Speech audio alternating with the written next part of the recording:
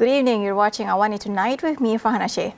The National Water Services Commission, SPAN, announced that water tariffs will increase by 22 cents per cubic meter from February 1st. The new rates will apply to all domestic users in the peninsula and Labuan. SPAN said the adjustment in water tariffs will be implemented under the tariff setting mechanism, which is reviewed every 3 years.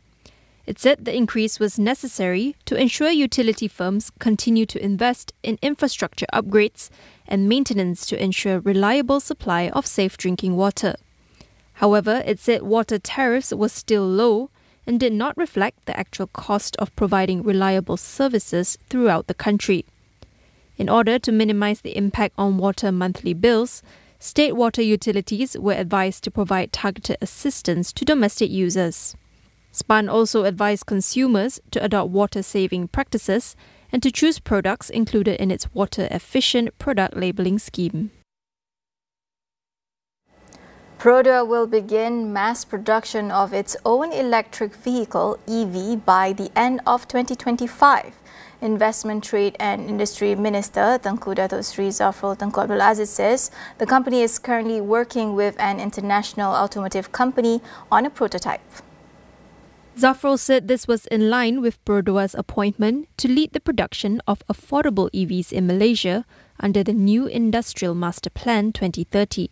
In November, Perodua President and CEO Datuk Seri Zainal Abidin said the company aimed for EVs and hybrids to account for up to 20% of its total car sales by 2030.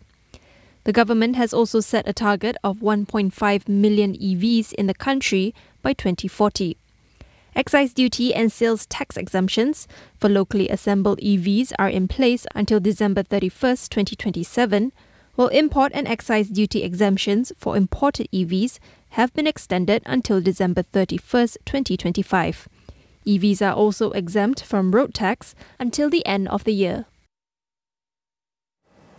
3 Malaysian women were featured in Forbes 50 over 50 Asia 2024 list, which showcases 50 inspirational women across Asia Pacific.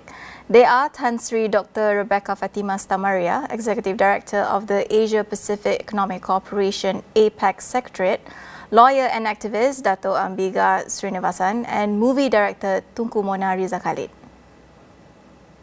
65-year-old Rebecca was appointed the Executive Director of the APEC Secretariat in 2019, the first woman to lead the 21-member Intergovernmental Economic Advisory Body. She was previously the country's Secretary General for the then Ministry of International Trade and Industry between 2010 and 2016. Meanwhile, 67-year-old Ambiga is a well-known Malaysian lawyer and human rights advocate. She was the second female president of the Malaysian Bar Council and former co-chairperson of the electoral reform group Bersih. She now serves as president of the Pure Life Society, a charitable home for orphans and the underprivileged. 57-year-old Tunku Mona Riza won the Most Promising Director for her film Reda at the Malaysian Film Festival 2017, which was also selected as the country's entry for Best Foreign Language Film at the 89th Academy Awards. She founded her production house Current Pictures in 1999. Her 2023 film Raintown, Malaysia's first Chinese language film by a Malay female director, will premiere in February 2024. The Magistrate Court ruled that Muhammad Safiq Rosli, who was charged with repeatedly harassing a female photographer, was not guilty of his offence on grounds of insanity. The 38-year-old man has been ordered to be sent to the Hospital Bahagia Ulu Kinta in Perak. Though the prosecution had successfully proved that Safiq had stalked the female photographer, the court ruled that he did not know the nature and consequences of the offence, as he was of unsound mind at the time. Safiq was the first person charged under Section 507A in bracket 1 of the Penal Code, which makes stalking, whether carried out virtually or otherwise, an offence punishable by imprisonment of up to 3 years, a fine, or both. He was accused of stalking the victim over the past 8 years, both physically and online, causing her distress and always in a state of fear.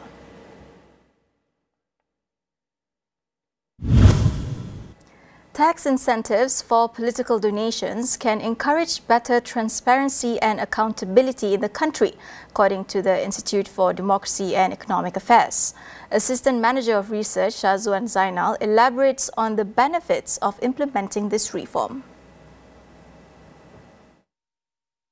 One way to dilute influence from big money is to encourage everyday people like you and me to donate. Right? So based on our research, we found that tax incentives are a useful tool to encourage the broader public to donate to political parties. And secondly, tax incentives, we found that it incentivizes political parties to actively seek donations and engage with the public and vice versa.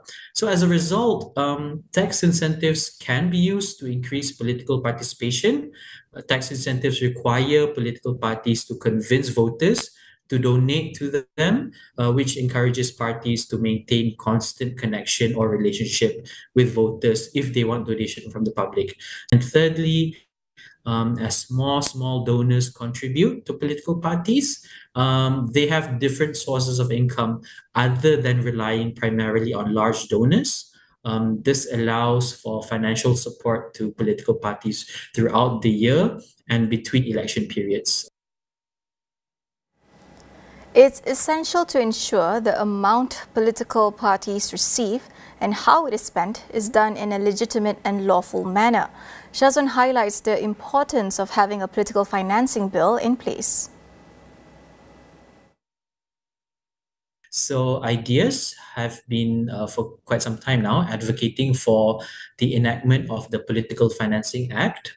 In fact, last year we shared in our website our political financing bill, which we have drafted together with our CSO partners as well as our all-party parliamentary group, APPG, on political financing. So under the political financing bill, we have a few big policy changes that we propose. The biggest one is probably public funding, where a small portion of the annual government budget is allocated to the political parties, right? So in this regard, Malaysia is a little left behind. About 2/3 of countries in the world are practicing some form of public funding, including our neighbors, Thailand and Indonesia, as well as many of the advanced democracies like the UK, Germany, and so on. So under our bill, we propose just a small portion of the annual budget to be given to political parties, which is about 0.05% of the annual budget. And parties also receive funding based on whether they get at least 2% of the national votes, or one seat in parliament, or one idle seat. This is to ensure that only political parties that are legitimate, that receive public support, get public funding. Shahzuan also suggests introducing measures to prohibit certain donations. We believe that some donations can be detrimental to our democracy. So we've seen corruption cases happening in Malaysia and other parts of the world where politicians have important positions in GLCs and so on, and they use their position to enrich themselves or for their political purposes, right? So we propose that donations from GLCs should be banned, donations from foreign governments or foreign individuals or entities should be banned as well. And finally, the establishment of an independent regulatory body, which is essentially a watchdog that would ensure that political parties do the reporting properly and spend the money according to the law. So all of this basically creates an ecosystem that would limit potential for corruption, and increase the possibility of transparency and accountability. We'll go for a quick break. Stay tuned for more.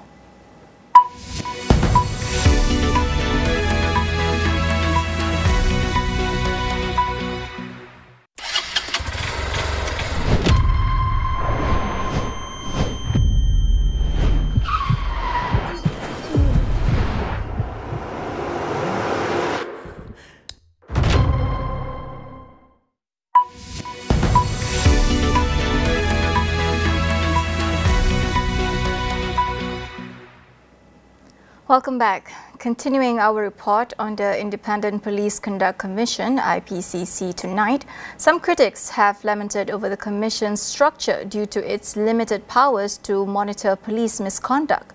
According to Datuk Sri M. Ramachelvam, President of the National Human Rights Society, the government must address this to ensure true police accountability in Malaysia. First and foremost is the reinstatement of the disciplinary authority to the IPCC. In the original bill, the IPCMC 2000 bill that was annexed to the Royal Commission's report, that bill had provided for disciplinary authority to be given to the IPCMC as it was then proposed. Subsequently, the 2019 IPCMC bill, which was tabled by the government, had also vested the disciplinary powers in the IPCC or the IPCMC as it was then known. These powers have been removed in the 2020 Act, which is the act in force now. So without disciplinary powers, what happens is it goes back to the same position as the EAIC.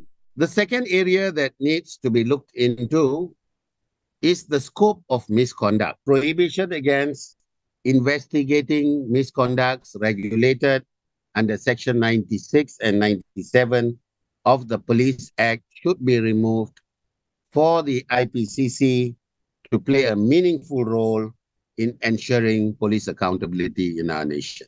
The third area I would like to highlight is the issue pertaining to independence of commissioners. This is another area that has to be looked into. The appointment process now is under the Prime Minister, and the oversight of the commission is vested with the Minister of Home Affairs. For the IPCC to play a meaningful role, the oversight mechanism should be placed under Parliament, and the appointment process should also be placed under Parliament, the particular select committee that's in charge of major appointments.